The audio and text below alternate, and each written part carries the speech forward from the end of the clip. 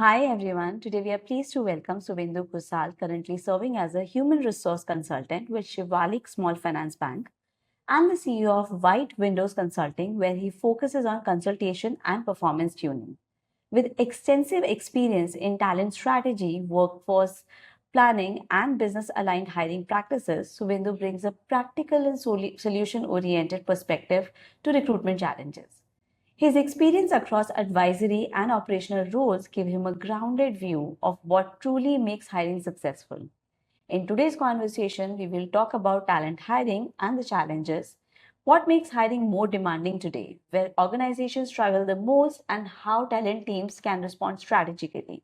Hi, Suvendu. Welcome, Suvendu. Hope you'll have a good conversation with us. Thank you. So, to start with, how would you describe the hiring landscape today compared to 5 years ago?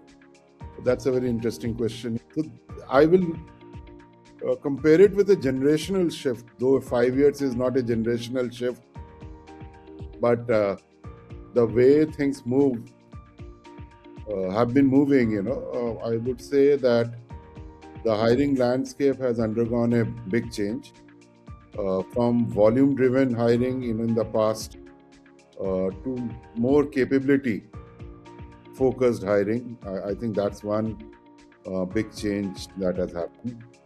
Uh, and The second thing is with millennials coming in the job market.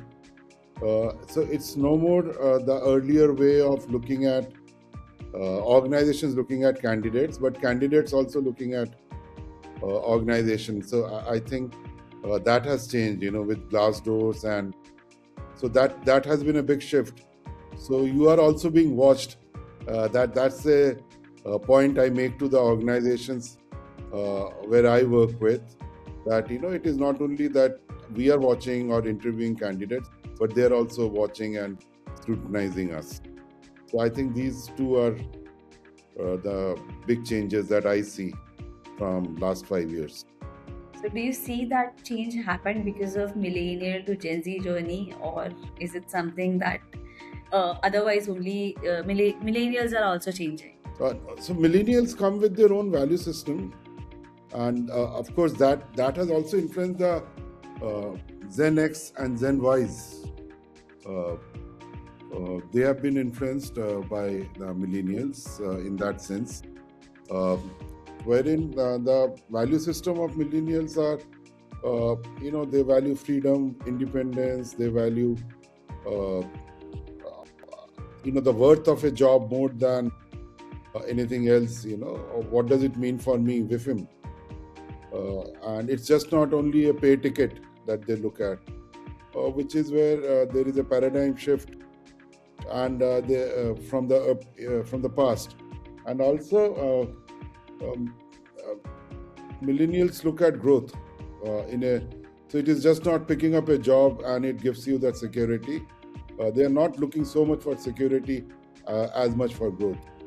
So I think these are some of the critical values which millennials bring to the table. Yeah, that's good. So, what do you believe is the biggest challenge organizations face while hiring today? I think it is more of their own internal challenges. It's not talent shortage. While uh, we keep hearing this, that there is a talent war and those kind of things, but uh, I think the biggest challenge is more internal. They are not very clear about what they want to hire. You know, the job descriptions look like a wish list. They do not know. They are not very clear about the deliverables for the next 6 months or 12 months.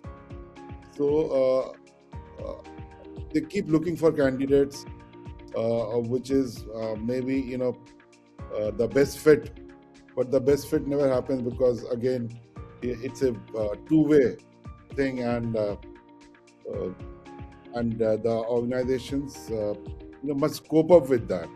So they need to be very clear that what they are hiring for, uh, what their panel is, for say the interview panels. So that gets decided at the last minute, and that keeps changing. So there are different perspectives. Then they look for cultural fit, but the culture never gets defined. So what is culture? It's very vague. till you actually define that these are the three things. So I think these are some of the challenges, and those are more internal challenges. Than you will always find the right candidate, the right fit, provided you know what you're looking for. So the challenges between that people are starting early, sometimes like in the startup founders, because I've actually worked into hiring, and I've seen that the expectations sometimes are not clear even to the founders, like not like the person who's coordinating with us, but the person like who's actually giving the position. After like taking 4 or 5 interviews, the position is getting changed completely from top to bottom, and then like they're hiring something else, or maybe like they're adding some technologies. So where do you feel that like the gap is? No, like I said, the gap is more in terms of my consolidating what I want. I need to be, it's not a procurement function, hiring. Hiring is a full-fledged flesh and blood human. You are hiring human people and you are not a purchase manager. So you need to be very clear that, what is it that you're looking for. So it's not shopping. And you need to be very clear that, this is what the position will deliver. And if that is not clear and the specs change, like you said about your own example, then there is a problem. And I think most of the organizations, the delay in hiring happens because of that. It keeps changing. It's not very clear. The interview panels changes. Some day somebody interviews, the another day another person interviews. They have divergent views. And, the scoring matrix is not very fixed. HR is not looking so deeply into that. It is more perception-based hiring. And the things, it goes on and on. Okay, so let's talk about skill gaps and the reality of the market. How significant is the skill gap in today's hiring market? Uh, I don't think there is a technically there are big skill gaps. Functionally or technically, people know what their domain or their subjects are. It is about understanding the current reality of business, which is very, very volatile, very, very, what we call as VUCA, unpredictable. And talent willing to adjust to that ambiguity, or quickly having that platform to switch from one area to another area. That mindset is something which becomes a rarity or very difficult to find out. And I think if there is a gap, that's where the gap is. That how do I understand the future of work? How do I understand the current reality, which is very unpredictable, of business? Not organizations. And organizations obviously respond to the outside market. And talent adjusting to that is, I think, is something which needs to be looked at, and organizations need to prepare. Do you think that the organizations are realistic about the skills they demand versus what the market offers?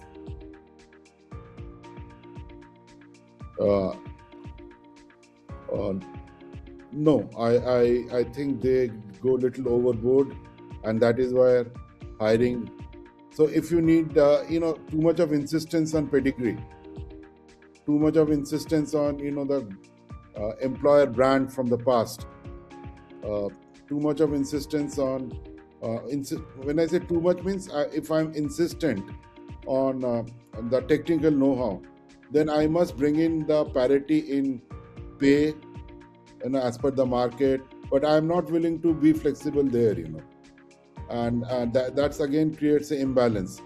So while I'm looking for the perfect candidate or highly skilled candidate, if not perfect, but I'm unwilling to flex my own side. So whether it's my hiring budget, or so what am I hiring for? I am hiring for something, a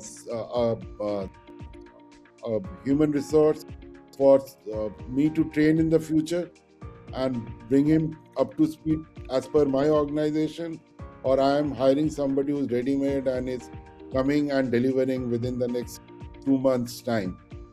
So, and that paradox they need to resolve. And if they want somebody to come and deliver immediately, then they need to be at par with the market. But a lot of times, organizations become inflexible there. True, very true. I think everybody you're saying, I'm able to relate to it. Okay, so how should companies respond when the perfect candidate simply doesn't exist? First, they should come to terms that there is a perfect candidate is more like an Ram Rajya, it is waiting for Godot, and the Godot never comes, So the perfect candidate is not born, as per me, but groomed, discovered, as you train them.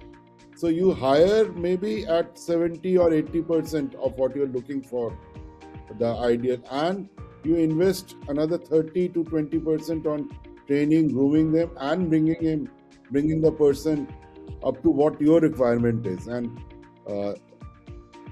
that should be the approach. I would, if I'm running the HR, I would insist on that, and I will drive that, than saying that I will get the best candidate and the most perfect candidate, because it doesn't exist.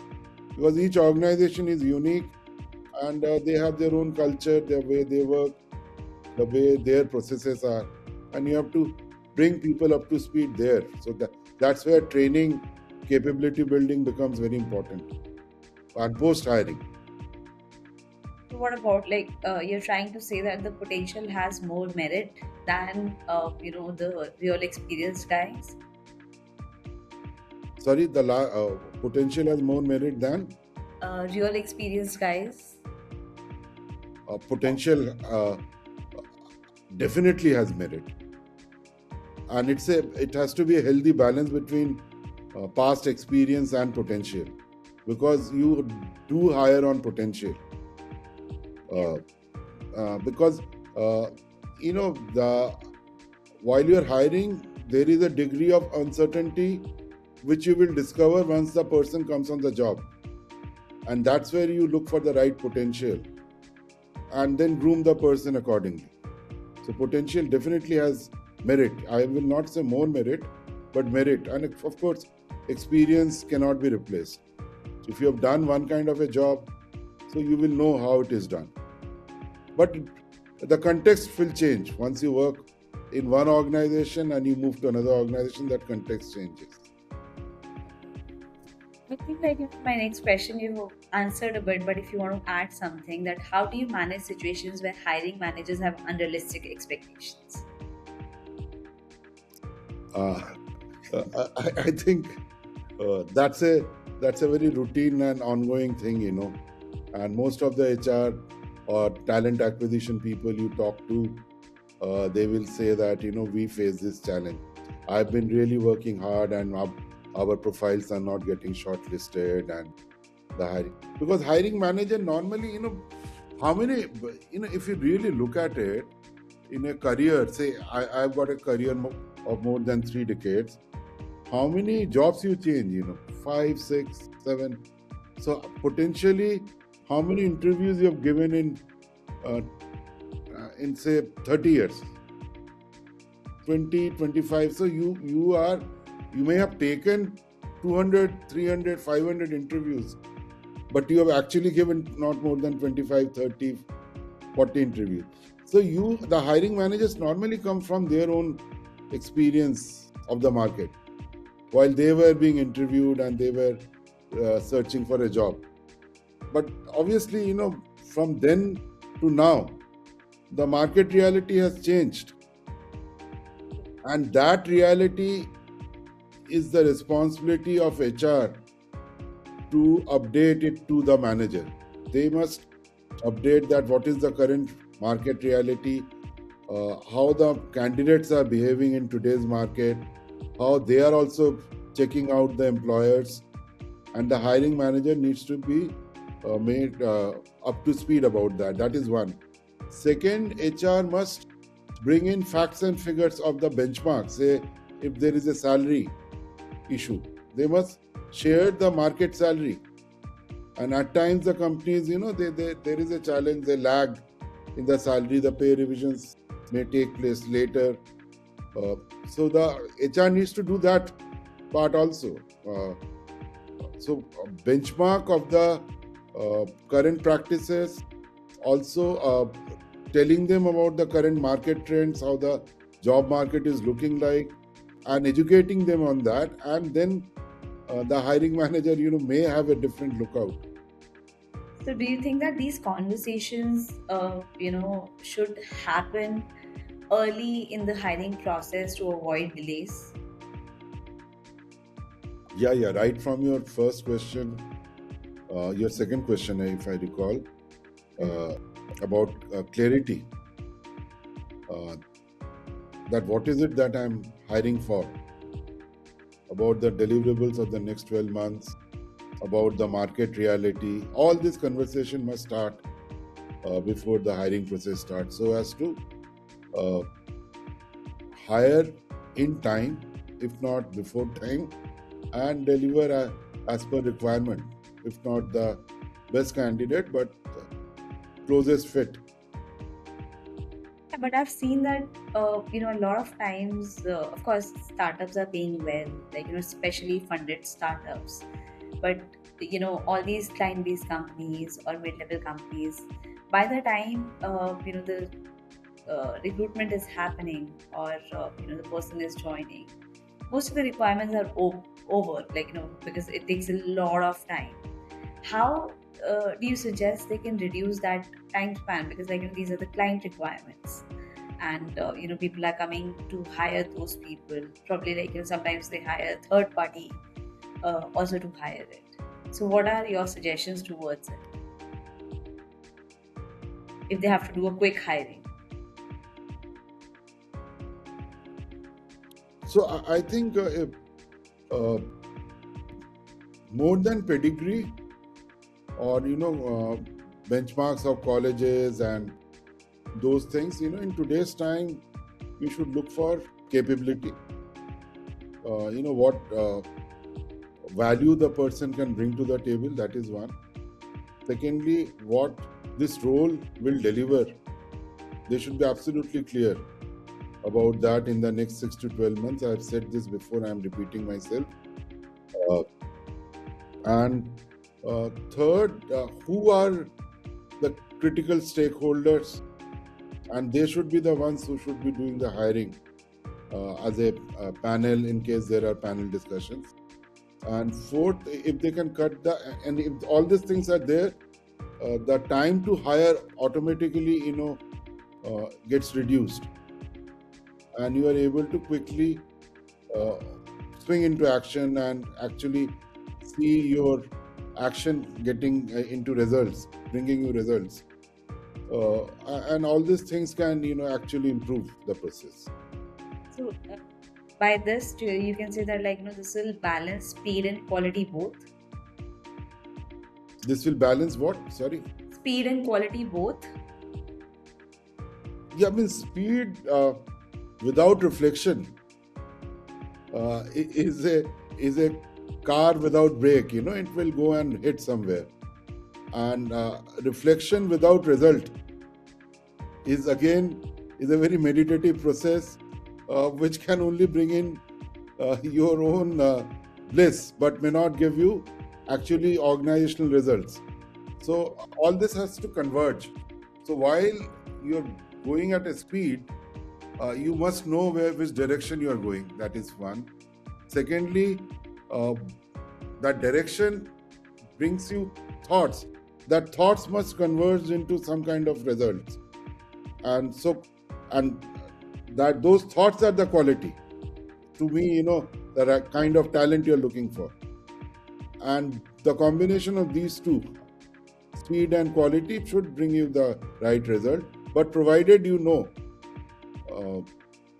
the direction, provided you know that just not quality, but also, in a given time, I must close this. So both has to be in balance. So we've been talking about that what manager needs to do, but what impact does long hiring cycle time have on candidate experience? Well, it is never good. Uh, uh, it's very draining for them. They wear out, and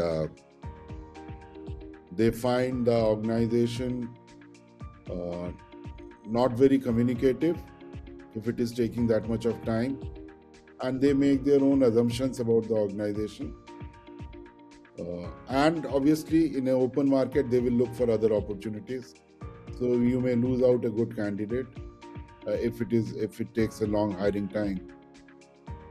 So they may look for other jobs, and I have seen that happening in multiple cases where you have taken long, and the candidates who were interested at one point may not be interested then at a later point. How can organizations prevent losing strong candidates during this extended process? Is there anything which they can do? Yeah, I think the most important is leadership touch points. Okay. If you've liked a candidate, and if you know your process takes long, so the leaders needs to keep in touch with the candidate. They just need to reassure, keep in touch, and keep the candidate, what we call as candidate warm. That is one. And second is, the candidate should be told right at the beginning that this is our process. It takes normally this much of time, but that does not mean that we are not interested. In case things go wrong, it will be a win-win for all. So telling them at the outset, leadership touch points, and of course HR keeping in touch. I think these three should, but most important I would say is leadership touch point, because it's very reassuring. If you're That senior helps leader, retain the candidate. that should create a favorable psychological impact and emotional bond with the organization. That's great. So, let's talk about a little bit towards the tech, because we are talking these days a lot about technology, AI coming in, evolving. So the hiring practices are getting impacted with that. Like, they're being changed. Like, what we used to do earlier, and like, what we are doing right now. How is technology changing the hiring process, and is it solving real challenges? It is definitely solving a good part of challenges, right from screening CVs to organizing CVs, uh, and even doing the. So one of my good friend, he's created a AI profile, where they are doing the first level of screening also. Means not only not only screening of the CV through a system, but also doing the virtual interview and screening the candidate. Uh, so while all these things technology is doing, and which has made the uh, hiring system more robust, and also it can work with speed, but at the same time it cannot replace human judgment. AI cannot, or technology cannot replace human judgment. uh, it cannot give an assessment on culture fit. uh, it cannot actually take a selection call of the candidate. Whatever base level screening it is done is a useful data, but ultimately human interface is required, where managerial interface or selection HR interface is required. Uh, so technology is important, but only to support the hiring process. So yeah, I mean, because so I've heard a lot of mixed reviews about it. I've read some case studies, where I found some of the companies got benefited with this virtual interviews, but some company, and actually some candidates, they got affected because they said that the repeated questions were asked, and the real data which was supposed to be captured from them was not done, and probably because of that they missed out on the opportunity. So those biases, those errors, what do you want to say about it?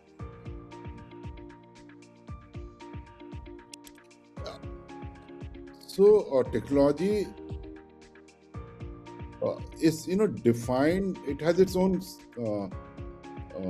scope, and within which it works, and which can be repetitive, but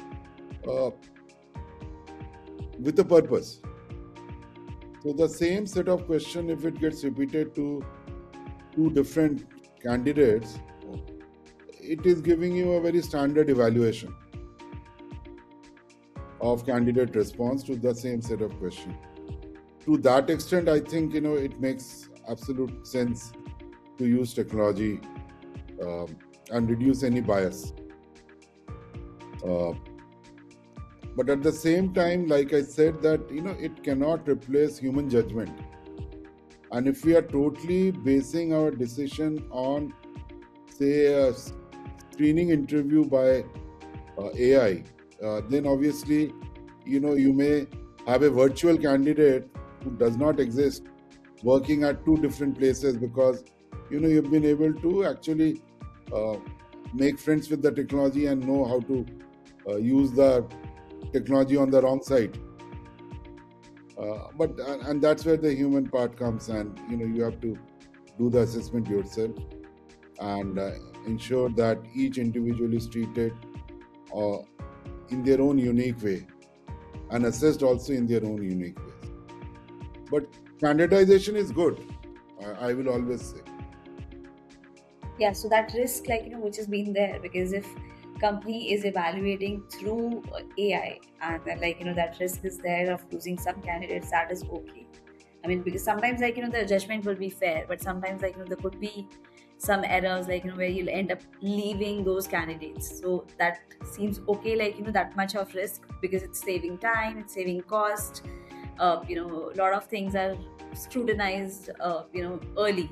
So what are your thoughts on it? No, you have to, Tripti, you have to give me an example to make me understand that through AI, if there is a selection bias and a good candidate, who is otherwise good for hiring in a given organization, misses out. So why it misses out? Can you give me an example to make me understand? So, I mean, I cannot give you the exact example, Suvendu, but because I read a lot, and one of the news or a few of the posts I've seen over the LinkedIn, that we have been interviewed by AI, or probably that the first call which happens, our resume was screened by AI, but our resume is completely relevant to the position which has been already written on the website, or sent to us, but then we were not selected. The questions were not asked. I mean, there were only 2-3 questions.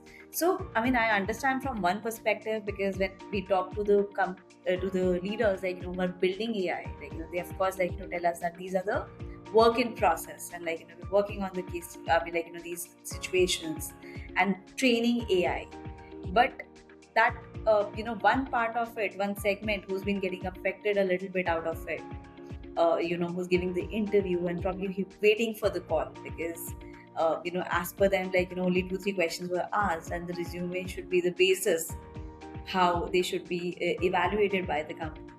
So what do you feel that that initial first process, where the companies are relying on AI, it should be only AI, or that with that AI, human also needs to check the resumes?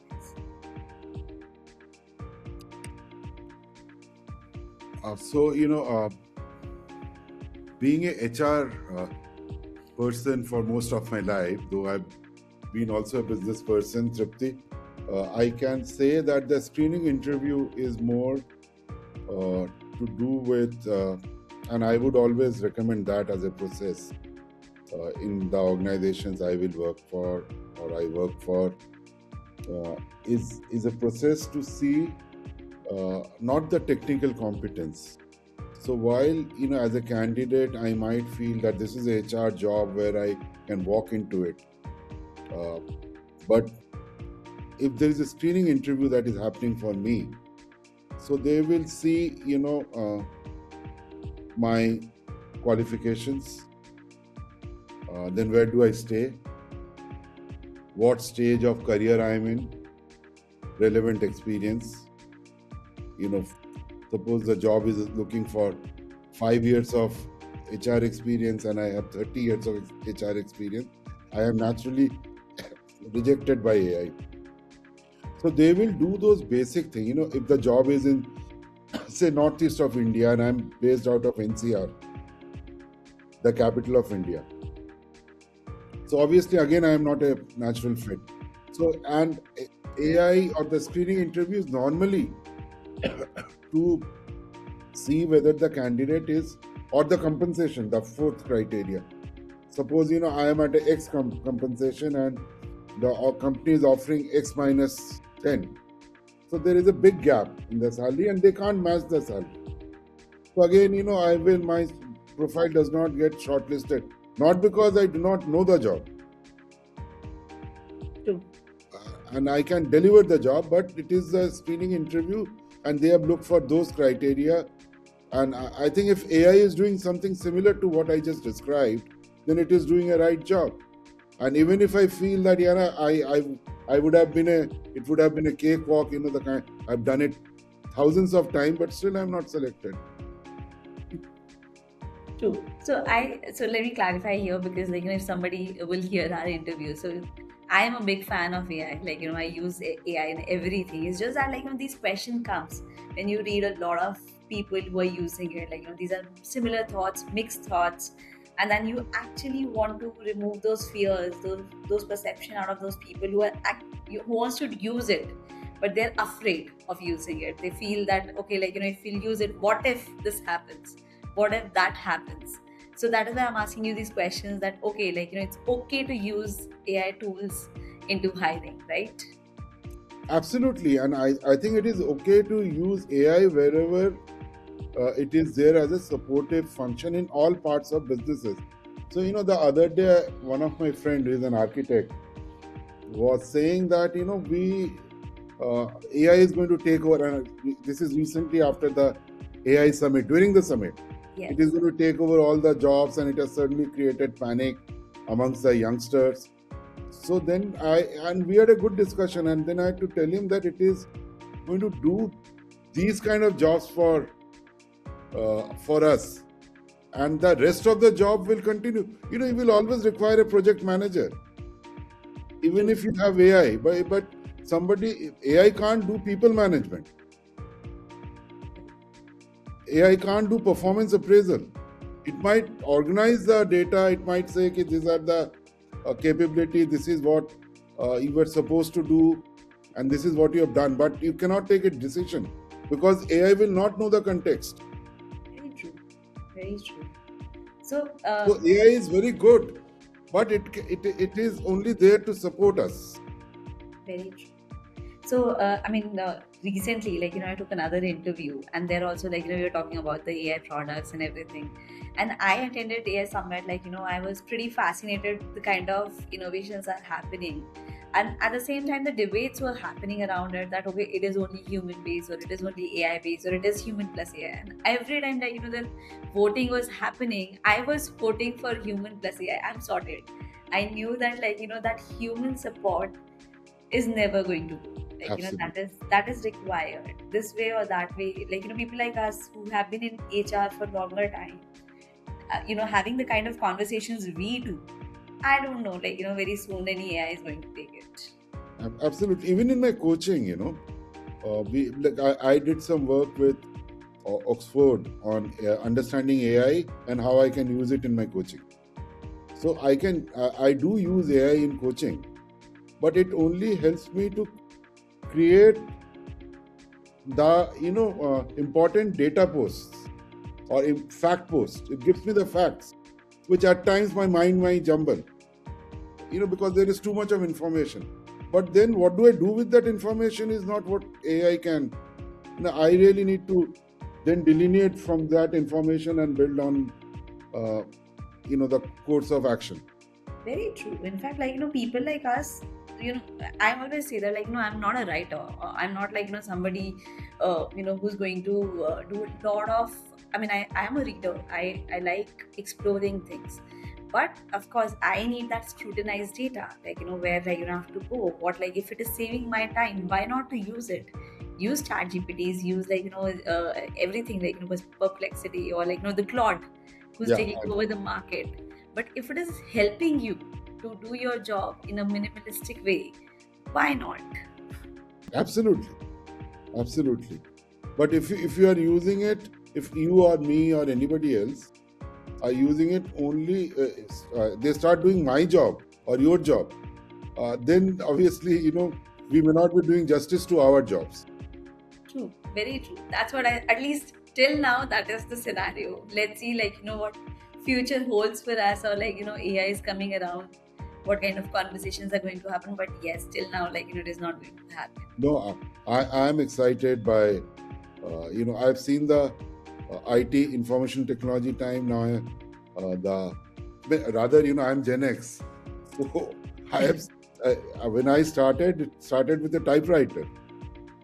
Wow. Even in HR department, there was and then I saw the computers coming, and from there, the whole internet, LAN, WAN, and the way communication changed.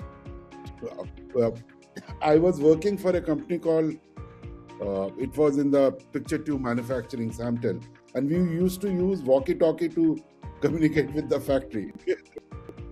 And see, in 2026, it's at the tap of your cell phone. We don't even have to use our laptops or computers for that. It has changed so dramatically, and thankfully, I've been a witness to that change, embraced that change, wherever struggled with that change also. Yeah. Everything has happened. Yes, I see that, these days, a 5 years old is exposed to so many new technologies. The kind of technologies coming with the emo watch, or some Mikos are coming, which is a robot who's talking to you. Probably, I don't know, these kids are going to talk to human or not, because at the end of the day, they're talking to a robot. Is that needed? I really don't understand the need of it. But at the end of the day, the kind of isolation sometimes kids also face, I don't know, what are the right answers? I think as we are evolving, we'll find it, but I do definitely see a healthy blend. True, very. So let's come back, to the topic where we were talking about the hiring. And so, what hiring practices do you think are outdated and need to change immediately in the organizations?